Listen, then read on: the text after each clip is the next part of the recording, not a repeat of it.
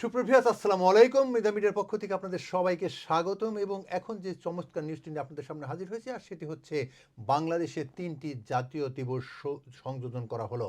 অর্থাৎ এখন থেকে বাংলাদেশে আরও ৩টি জাতীয় দিবস পালন করা হবে।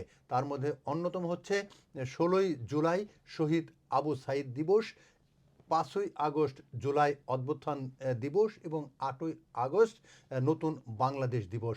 আপনারা জানেন যে ২০২৪ সালের ৫ই আগস্ট তৎকালীন সরকার শেখ হাসিনা তারপরে নতুন অভ্যুত্থান হয় এবং ৮ই আগস্ট ডক্টর মোহাম্মদ ইউনূসের নেতৃত্বে অন্তর্বর্তীকালীন সরকার গঠন করা হয়। সেই অন্তর্বর্তীকালীন সরকার গঠনের দিনটিকে নতুন বাংলাদেশ দিবস নামে এখন থেকে প্রতি বছরই পালিত হবে। এবং সেই সাথে আপনারা জানেন যে ৫ই আগস্ট সরকার পরিবর্তনের সাথে সাথে ৮টি জাতীয় দিবসকে সেখান থেকে বাতিল করা হয়েছে।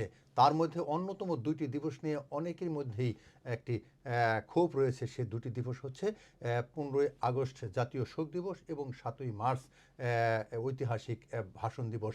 সুপ্রিভিয়ার্স, যে সরকার যখন আসবে তার নির্দিষ্ট নিয়ম কি সকলে শ্রদ্ধা সহকারে পালন করতে হবে। আমাদের দেশে সরকার পরিবর্তনের সাথেই অনেক কিছু পরিবর্তন হয়ে যায়। তবে সরকার যখন যে সরকার থাকবে, যে নিয়ম করবে, সেই নিয়ম পালন করাই হচ্ছে প্রতিটি নাগরিকের অত্যন্ত গুরুত্বপূর্ণ। সুপ্রিভিয়ার্স, সেই সাথে এখন থেকে নতুন করে এই ৩টি দিবসকে আমাদের সবাইকে পালন করতে হবে জাতীয় দিবস হিসাবে। সেটি হচ্ছে ১৬ই জুলাই শহীদ আবু সাঈদ দিবস, ৫ই আগস্ট জুলাই অভ্যুত্থান দিবস এবং ৮ই আগস্ট নতুন বাংলাদেশ দিবস।